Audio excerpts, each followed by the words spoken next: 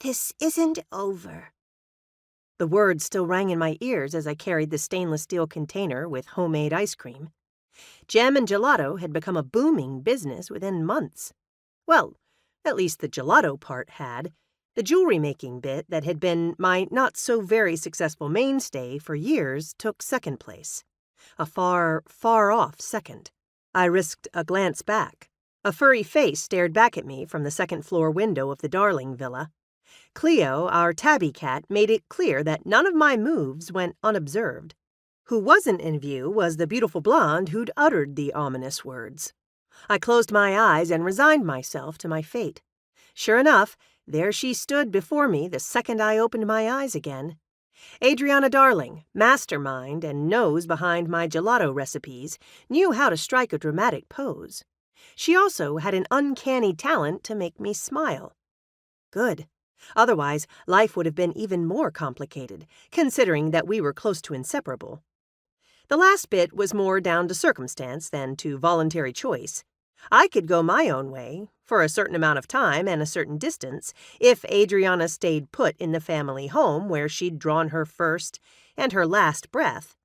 Officially, she'd died in 1929 at the age of 21, which meant the spectral form in front of me, which to me was as real, alive, and demanding as any other person I knew, was over a decade younger than me and intent on living her afterlife to the fullest.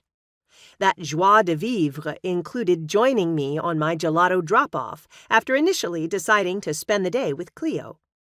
Something told me my quick trip would not turn out exactly as planned. Part of that was thanks to Adriana's most impressive talent. She's a pet whisperer, a real one. She communicates with four-legged and feathered creatures with an ease most humans only dream of when talking to each other. That also meant that she liked to make the rounds in Cobblewood Cove to check in with her animal friends. On a mild summer's evening, that had been fun. A week before Halloween, with the first frosts at night, I shivered at the thought of trudging the mean streets with her.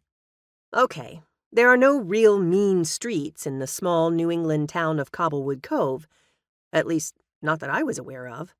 While my great-great-aunt had spent all of her short lifespan in this tranquil place that in its over 200 years had prided itself on lacking exciting events that would have put it in the history books, I was more of a prodigal daughter.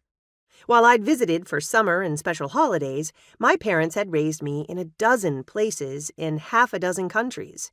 My stint in the ancestral home had been meant to be short, and as a favor to my mother, who'd recently remarried after a long widowhood.